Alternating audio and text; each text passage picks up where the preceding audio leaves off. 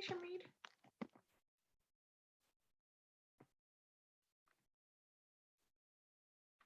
Hi there. Hello, good afternoon. Hi. Welcome to the class. Let's wait a couple of minutes, maybe one or two, see if somebody else shows up. And if not, we're just going to go ahead and start. No problem. I think I'm the first, and I was nervous. Don't worry about it. Okay.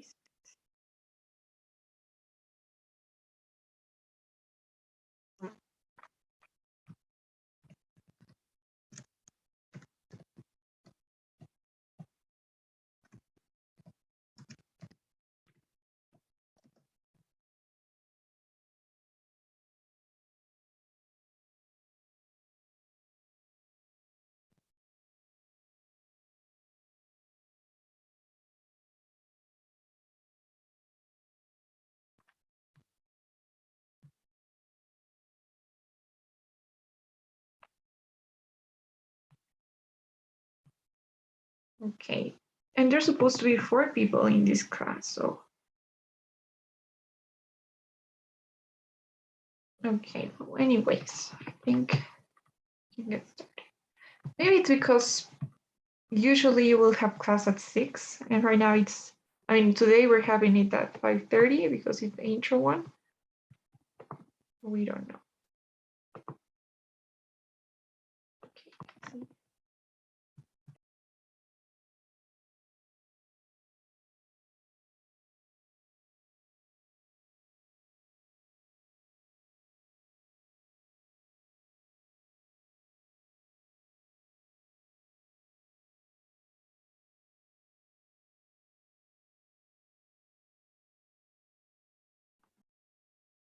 Hello. Hi, Rodrigo. Hi. Hey, guys. Okay, so please, if you don't mind turning your cameras on in order to start.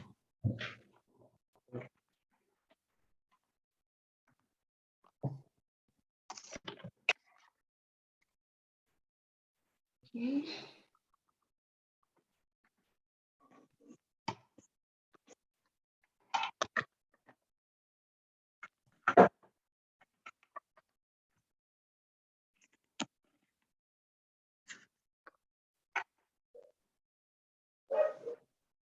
Okay, guys, thank you so much.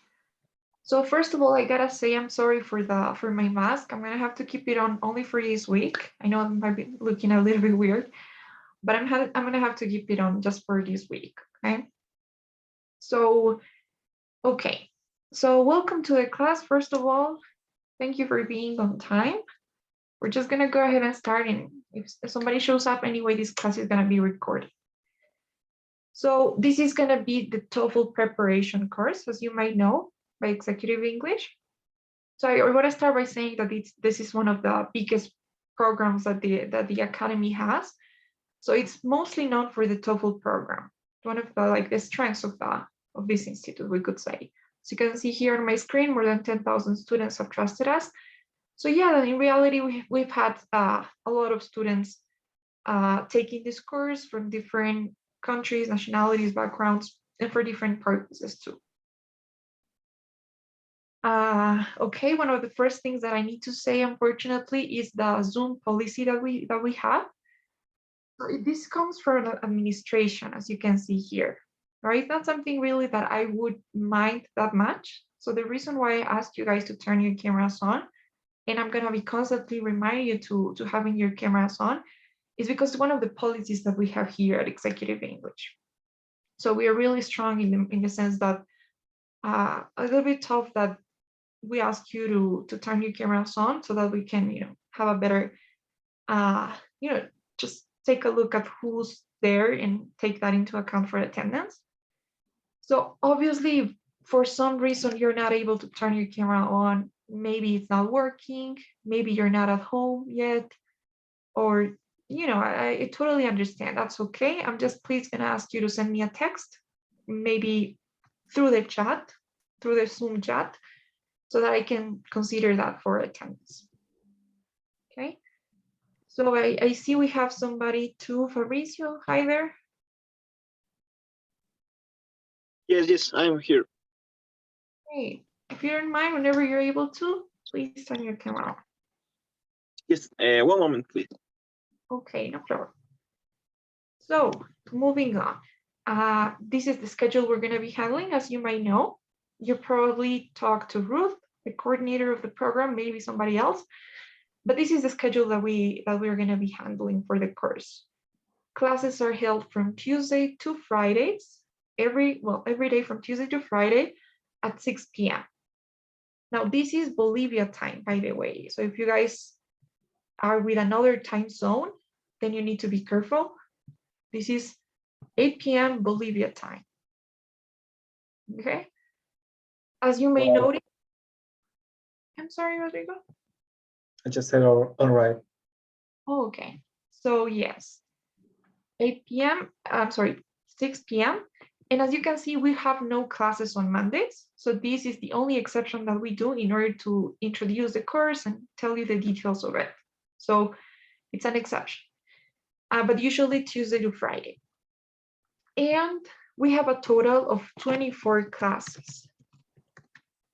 So 24 classes in 6 weeks. Okay. And now out of these 24, half of them are going to be theory classes. So you guys will have 12 theory classes and 12 practice sessions. Okay, so this means basically you guys will have the theory part with me. So we'll be looking at the structure of the test, at some strategies, the types of questions, and of course, how to answer the questions. And you guys will be practicing everything that we see in class Wednesdays and Fridays with just Manny, who you guys will meet this Wednesday. So you have 2 teachers. I'm going to be your theory teacher. And everything we do, you'll put into practice Wednesdays and Fridays with your practice teacher, just Manny. Okay, so have theory, have practice, Tuesday to Friday at 6 p.m. So it is okay so far? Do you guys have any questions? Any comments? Okay. Please, whenever you have some questions, anything to say, I don't mind being interrupted. So feel free to ask. Okay. Now, of course, this is a TOEFL preparation course, so we must know what the TOEFL IBT is exactly. So does anyone know what the TOEFL IBT is by any chance?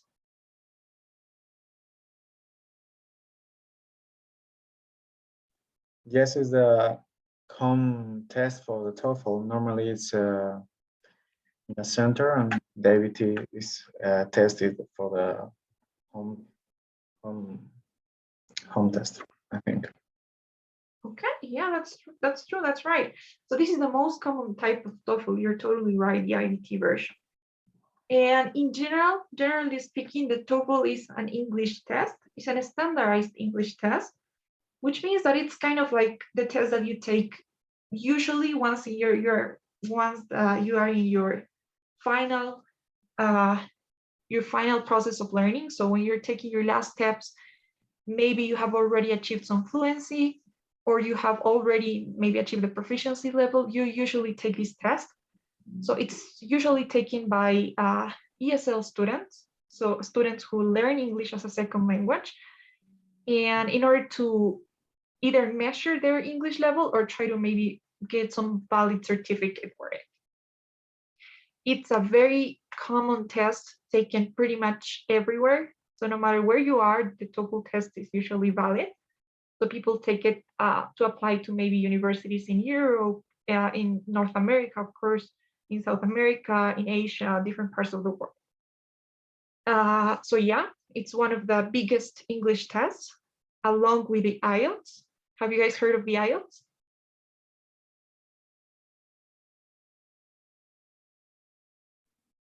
Nope.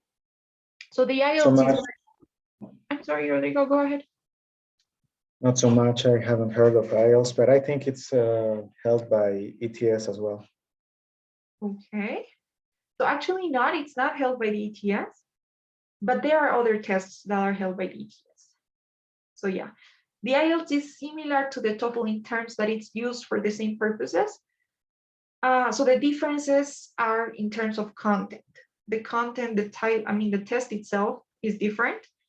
And I think that they use it more in some parts of Europe. Maybe that's the difference. But both of them are usually the two most common English tests.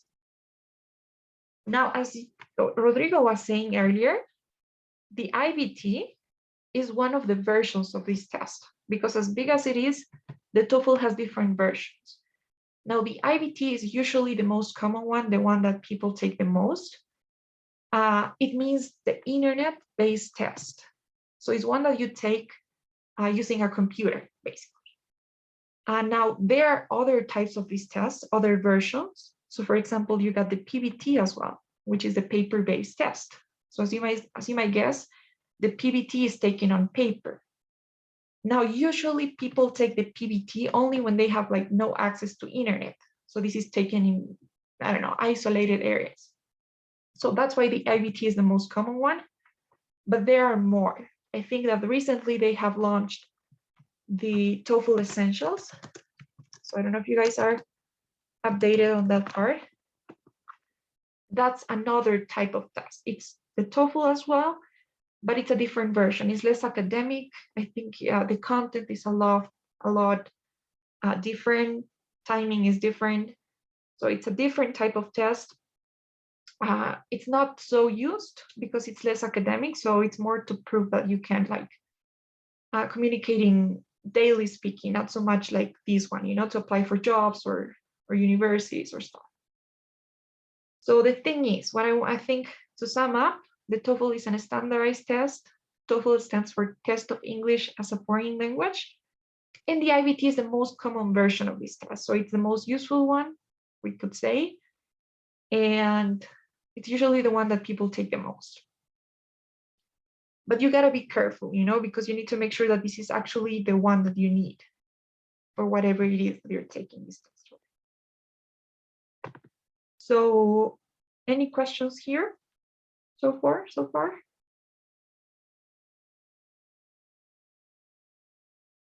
Okay, Fabricio, don't forget your camera. Now, we were already getting ahead and saying something about who makes this test, right? So the company that's in charge of making these tests is the ETS, which is a company that makes standardized tests in general. So they also have other types of tests, not necessarily English tests. For example, they also make the SAT. So if you guys have heard of the SAT, that's a different type of test. It's not an English test, but like an entrance exam. So that includes a math section. It's not just reading, it's like reading, like literal reading, and also writing, and then math.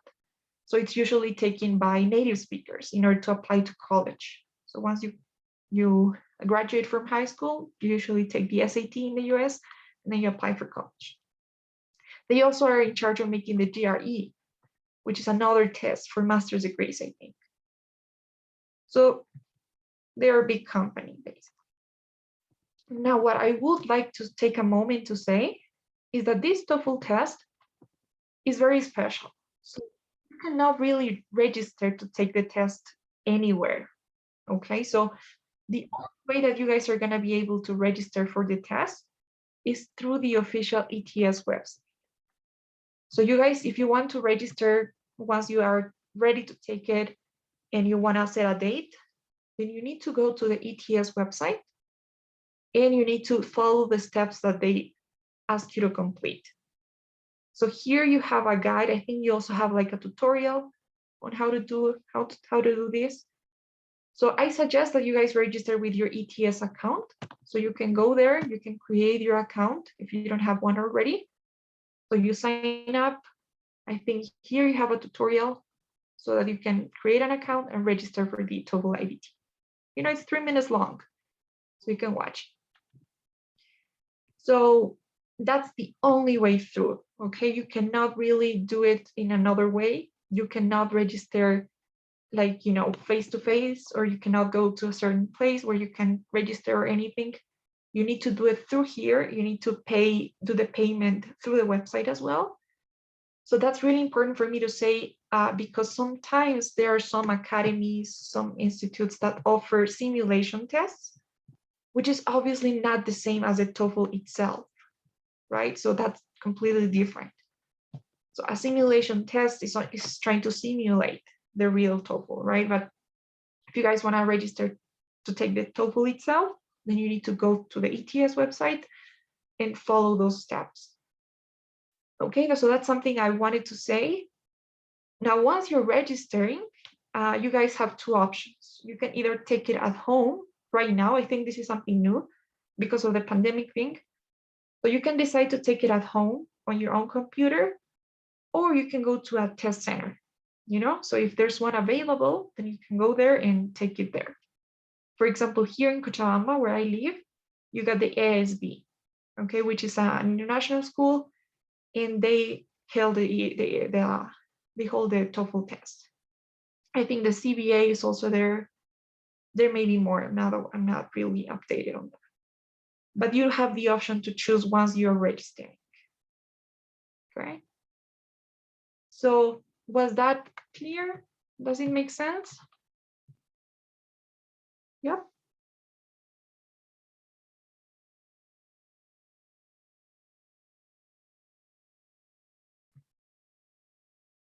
Okay. So as you can see, here are the steps, right? First, you create your account. Then you select a testing method. So you choose whether you want to take it at home or in a test center. And then you select your location, date, and time, the day that you want to take it, where you want to take it. And finally, you need to pay. So those are like the steps. And you can go here to check out how you do it. I could also send you the link.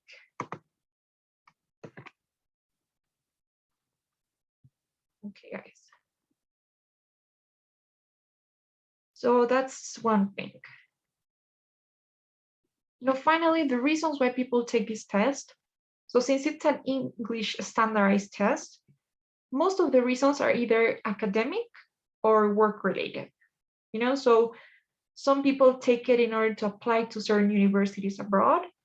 So I think that's the most common reason, especially from the students that come here. So usually they take it in order to apply. It's a requirement that certain universities, especially English-speaking universities, not necessarily in the US or UK or any English-speaking country, but pretty much anywhere, any English-speaking university that teach in English, they usually require for one English standardized test, either the TOEFL, sometimes the IELTS. I think it's optional. So it's a common requirement when applying to universities abroad. When you apply to scholarships too, for different exchange programs, different master's degrees, bachelor's degrees, PhDs, anything academic related. And sometimes some people just take it in order to add it to the resume, so it definitely helps once you know that you have mastered the language and you want to have some sort of certification proving that, then this is really useful, right? Because once you add it there, then it's kind of some evidence, I guess, that you have achieved that certain level. So sometimes it's a requirement for applying to jobs as well. And sometimes you can just have it in your resume, and it definitely helps. So let's see. Okay, guys, so now it's time to break the ice. I think I haven't properly introduced myself. So you know my name. My name is Andrea. Well, I'm living here in Cochabamba. I'm from Cochabamba too. I went to an American high school, and that's how I learned English and all that, because my mother tongue is Spanish. And ever since, I've been doing some tutoring, some ESL teaching mainly. And especially then I try to focus more on these standardized tests, especially the TOEFL and the SAT. So the two of them. And here I've been working at Executive English for like more than a year, not a year, some months, couple of months. And yeah, I've been doing a lot of TOEFL teaching mostly. So yeah, that's me. And now I would like to know you guys. So if you could please introduce yourselves, if you could tell me, something about you, your name, where you're living right now, and especially something I would really love to know is why you're taking this course. All right, so why you want to take the course, why you want to take the test, you're taking it, of course. And if there's some specific score that you guys need to achieve in order to apply to something, maybe, then I would also like to know that. So if somebody's asking you for a specific score, then please let me know too. So again, name, city, maybe what you're doing, and also why you want to take the course, the test, and whether you need a specific score. So maybe we can start with Shamir. Okay, first of all, good afternoon all. And my name is Victor Zamir Villegas Mercado. I'm from Cochabamba. Now I'm living here. And I want to take the TOEFL test, this course for TOEFL preparation, because I want to apply for a degree, for a scholarship abroad in the United States or in the United Kingdom. And all the universities I applied for have the TOEFL as a requirement. And yes, and the answer for the fourth question is yes. In the requirements of these universities, I have to get a score higher than 90 for applying. So I hope preparing the better I can.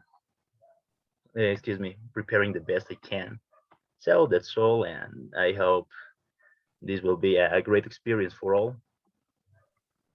Okay, great. Thank you. Do you prefer Victor or Jamil? Is it Shamir? Sorry. I prefer, I don't know, You're it's both? Amir or Shamir, but call me as you want, because in the university I had the same problem. I didn't know if it was Samir or Shamir, and my friends call me both in both ways. Okay. All right, that's cool.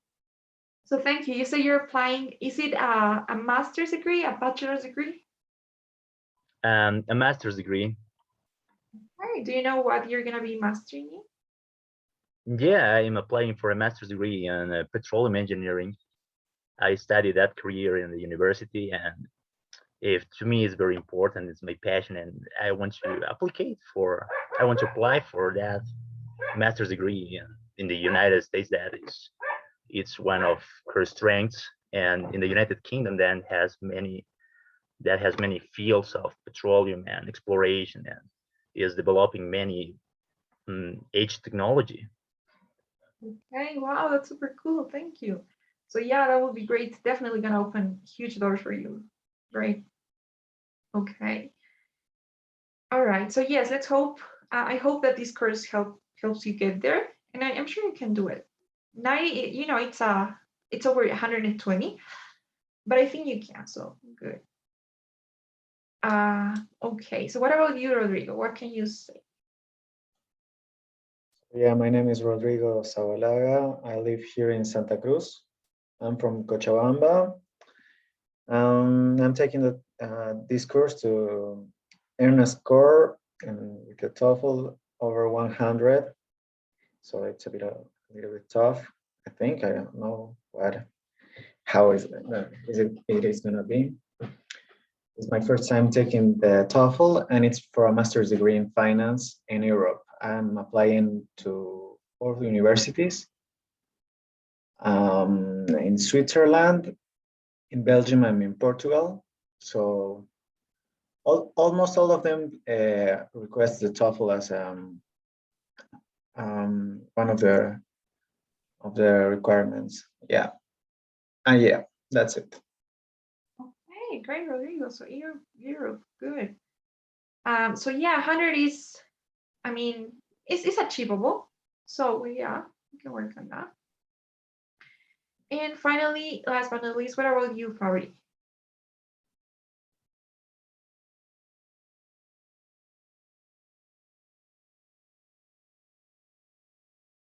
Hello? Fari? Yes, I'm sorry. Hello.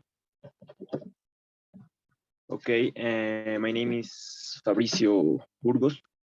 I am from La Paz. I am living in La Paz. And I need a score of 83 or higher in the TOEFL because to be able to take courses in the university, it's a required. That's all. I need a score of 83 or higher. Okay, all right, let's go. So you say it's a requirement for your university, right? Is it UPB by any chance? No, in the EPC. Oh, okay. Okay, I didn't know that. Because yes, we've had some students from UPB, Católica too, I think. And they have this as a requirement in order to sometimes to graduate, sometimes to take some courses. So yeah, that's interesting. It's a required to take courses. Okay. All right, Fabricio, thank you so much. Bye. Okay, guys. So yes, welcome to the class. I really hope that this course helps you get there wherever you're planning on going. And yeah, we're gonna do the best we can. So let's see. Okay, guys, so coming back to the test, here's a little overview on how the test works in terms of time and score. So first of all, this test lasts a total of 3 hours, approximately. So 3 hours long. It's a 3-hour long test. And the total score is 120. Like that's the maximum score that you can get, 120. There's no failing or passing grade, which means that you can never fail this test. No matter what score you get, there's no such a thing as failing this test. Now, of course, as you guys are telling me, some of you have some requirements. So if you need to get it above 90 or higher than 83, so that will be like your passing and failing score. But in the ETS itself, there's no passing grade. Now, what else? Every single section is worth exactly the same. You have 4 sections, by the way. As you can see on my screen, you first have the reading section, listening, you get a break, and then speaking and writing. So reading, listening, speaking, and writing. Those are the 4 sections, the 4 abilities that they're trying to evaluate. And each one of them is over 30 points.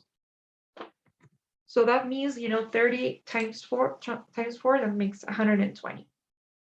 So each sections were the same, which is really cool because sometimes you can make up for some sections that you find as your weaknesses. So if, let's say, you're not so good in the reading, which happens sometimes, if you get higher in the speaking, then that can make up for it. So that's really cool, I think. Now, in terms of time, each section lasts a different amount of time. So the reading and listening, for example, they last like 70 minutes average. It's different also according to it's random. So sometimes you have more time in the reading, less time in the listening. We're gonna talk about that when we get to those sections. But right now, these are approximate timings. So the reading is like 70 minutes, the listening is other 70, let's say. Then you get a 10 or 15-minute break. Then the speaking section, which is the shortest ones in terms of time.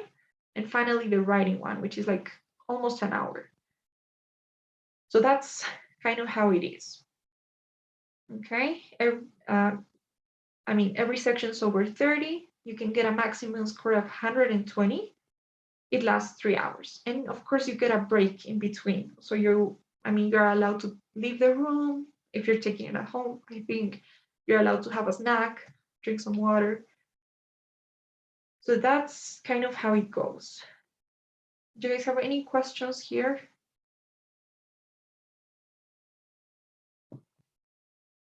Okay. So during this course, we're going to be looking at the 4 sections, of course.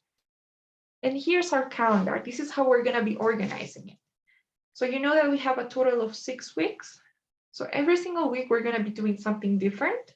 So for example, this week, we'll get started with the reading section. The next week, we'll do the listening. Then we'll move on to speaking, week 3 and week 4, then speaking and writing, and finally just writing. So as you can see, we're dedicating more time for the speaking and the writing, right? As you can see here. Now, the reason for this is not, because we decided to do it this way, but actually, even if the speaking is shorter in terms of time, in terms of tasks or in terms of the questions that you'll get in the speaking, it's the longest section. So you get 4 questions in the speaking, for example. In the writing, you get 2. Whereas in the reading and listening, everything's the same. It's multiple choice, everything's exactly the same. And that's why we're distributing our time in this way. Okay, the reading 1 week, listening another, and then 2 weeks for the speaking almost, and 2 for the writing.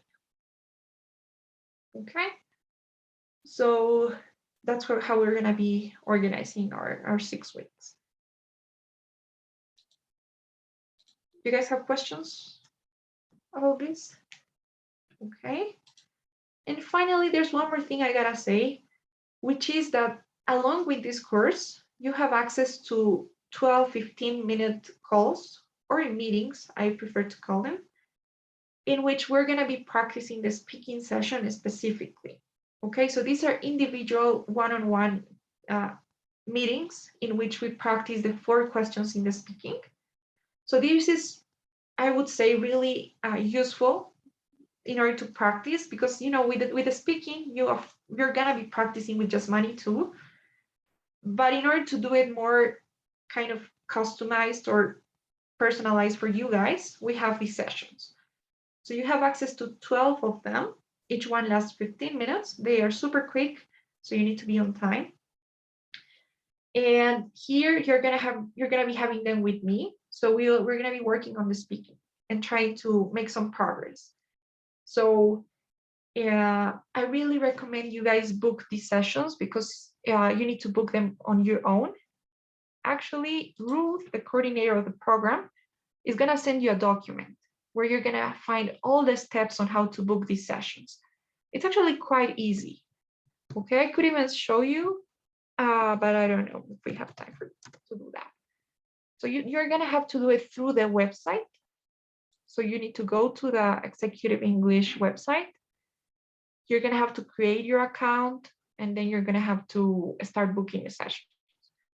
But it's pretty easy once you're done, once you do it once.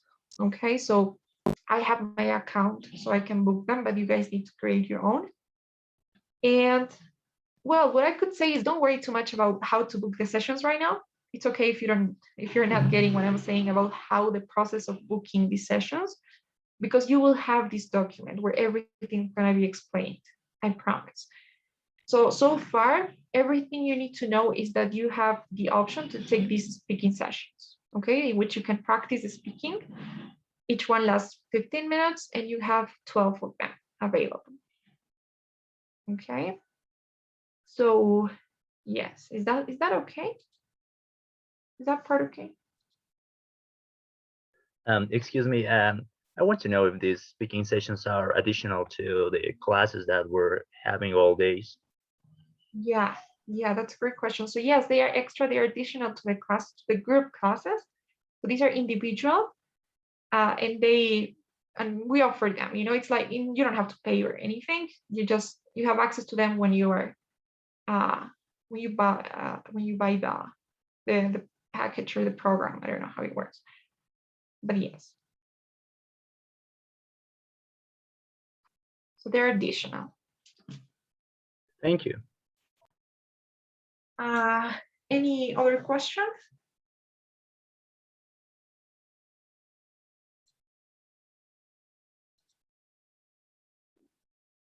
Okay, guys. So before we go, there's also one thing that I need to say. Just gonna go ahead and start. Okay. So actually, I was also supposed to tell you guys, or to remind you, I think, that you need to complete the simulation tests. Have you been told about that? Did Ruth tell you anything about the sim tests? Yeah, I think she told us. Okay. So yes, you guys need to take, well, you're gonna have to take 2 simulation tests throughout the course. The first one will be now, well, not now, but during this week, probably. So you need to take the initial simulation test, I think this week, the sooner the better. And then once we're done with the course, you're gonna have to take the final simulation. So the initial and the final one. So the initial is the one that's on the left, and the final is the one that's on the right. You have to download the program, run it in your computers, and you need to take the first simulation test out of the 5 that you have here, I think, and the same thing here, the first one. So yes, I wanted to remind you guys that you have to take those tests. And also that you need to take the test on connectors too. Did you know that?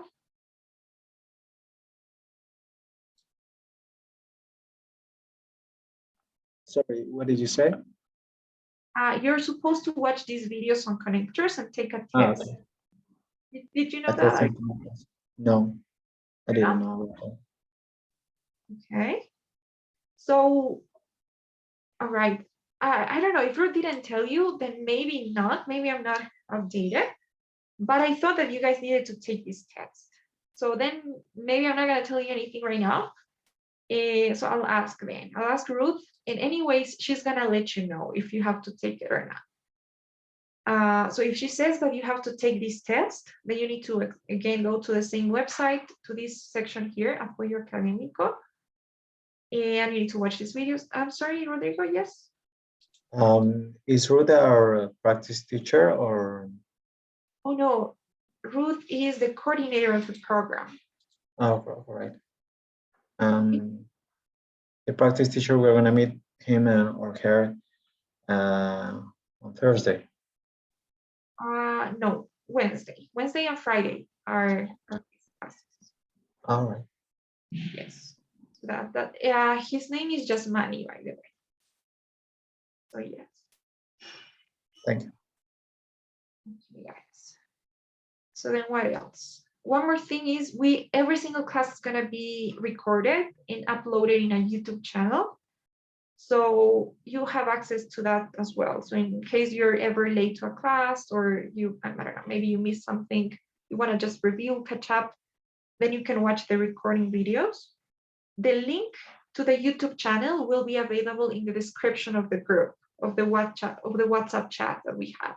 Okay, so you go to the description and you'll find the link. I'm probably gonna add that in a couple of, after we're done here. So you'll have access to those recordings as well.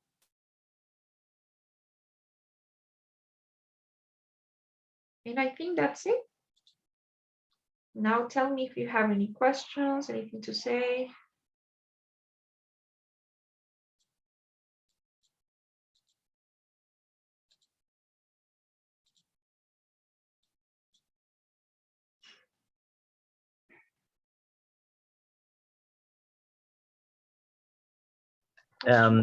I'm about the meeting sections or about the chat one-to-one, face-to-face. Is it required that we read some specific topic, or we can talk about everything, I don't know, our schedules, our days? Right?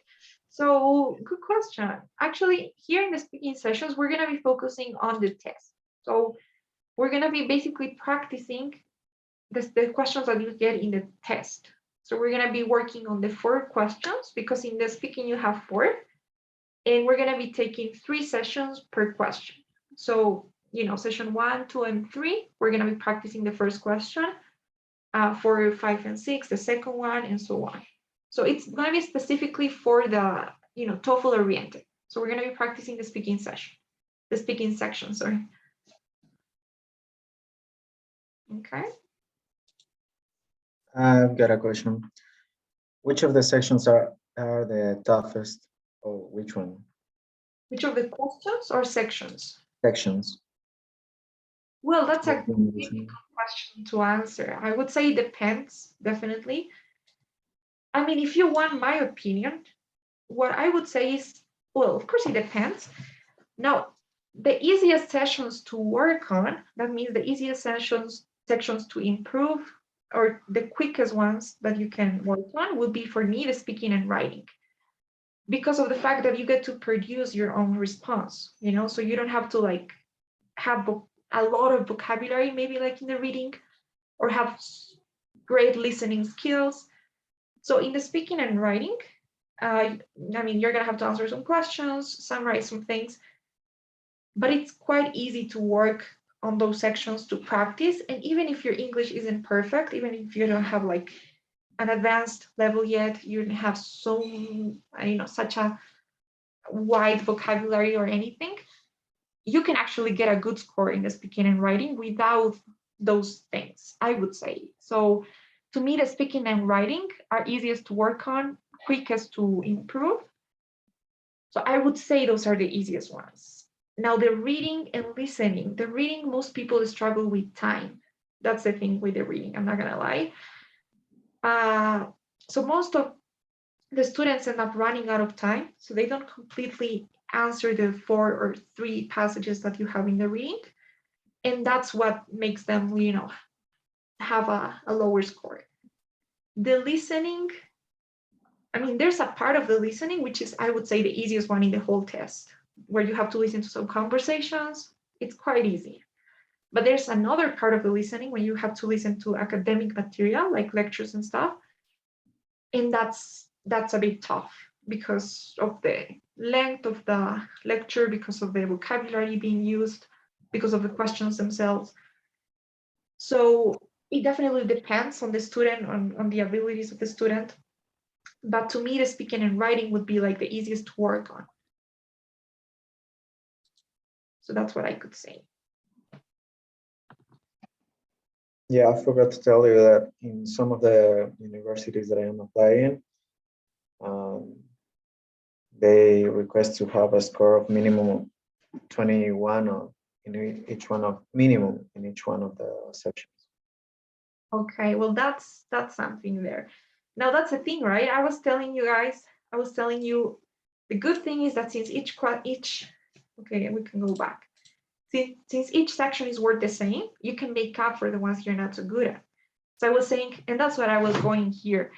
So let's say the speaking and writing, if you can get a 25 in each one of 24, which is achievable, even if you don't get like perfect scores in the reading and listening, you will be okay. Now, the thing is, if some universities are asking you for a specific score in each one, like at least 21, then yes, that could be a problem. Well, not a problem, but it's harder, obviously, because you cannot like work on your strengths to make it better and then compensate for the other ones. So you're gonna have to like review each one, like in the same way. You're gonna have to practice each one and try to make them all your strengths.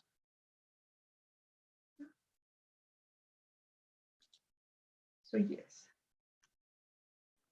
Yeah, but I think the structure of the program here, in executive English is well suited to me because I almost read all the time and listen all the time in English, but I'm not used to speak in English or write in English. I don't have to do it all day long, but usually to learn from the internet, you always have to read or listen to YouTube videos, and so Yeah.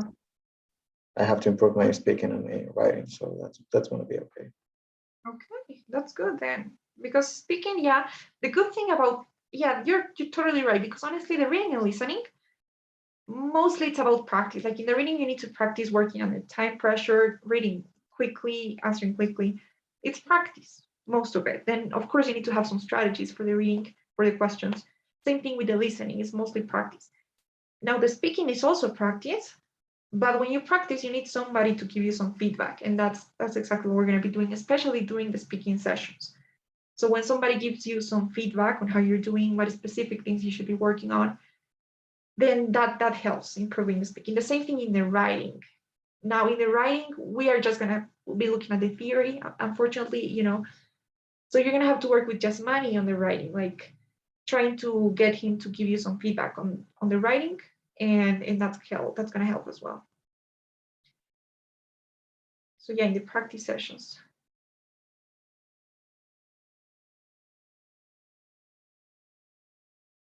Yeah.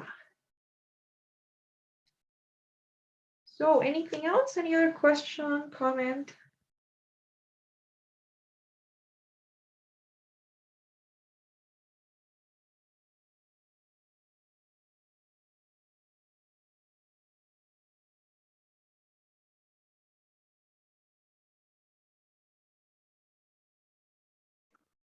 Oh, no, don't have any.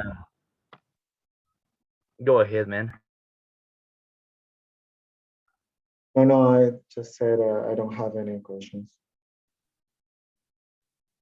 I have a last question, and is, will we have a little or a lot of homework, or all the exercises will be developed in the classes? Okay, good question. So, from as far as I'm concerned, you won't have homework from my part because we're just looking at the theory part. Now with Jasmani, I'm not so sure. I think he asks students to usually, like in the writing, I know that he has to write like he requires some essays there. I'm not sure about the speaking, honestly. So as far as I'm concerned, no, you won't have homework from my side. But I don't know about Jasmani. Maybe, since he's your practice teacher, in order to practice, he's gonna give you some assignments. But I don't think it's gonna be a lot either. So no, you shouldn't be so worried about that. So yeah, that's what I could say.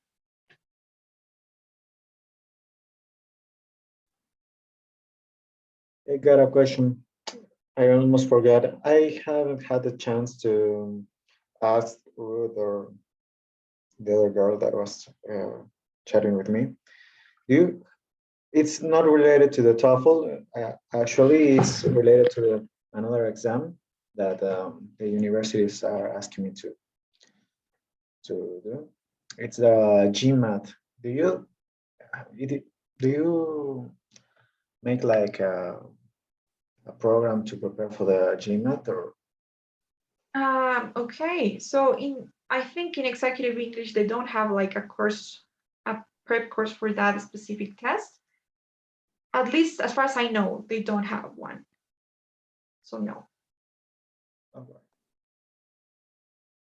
Yeah. But you should ask Ruth, or I don't know who the other person might be, but yeah, I think she has some people that work with her. Okay, thanks. Yeah.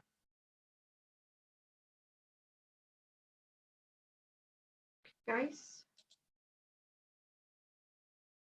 So if there's nothing else to say, there's actually one more thing before I forget. Okay, so I'm sending you a survey. You might be able to see it on your screens. So we're gonna be filling out this survey every class, both with me, and I think Jasmani does this too. And it's just in order to check up on how everything is going, maybe do some following up on the classes. You got 3 questions in there. So if you could please answer that on your way out before you go, I would really appreciate it. It's about how prepared the class was. It's about whether you have gotten everything we've seen that day. And if you had any serious complaints against any teacher you're working with that day.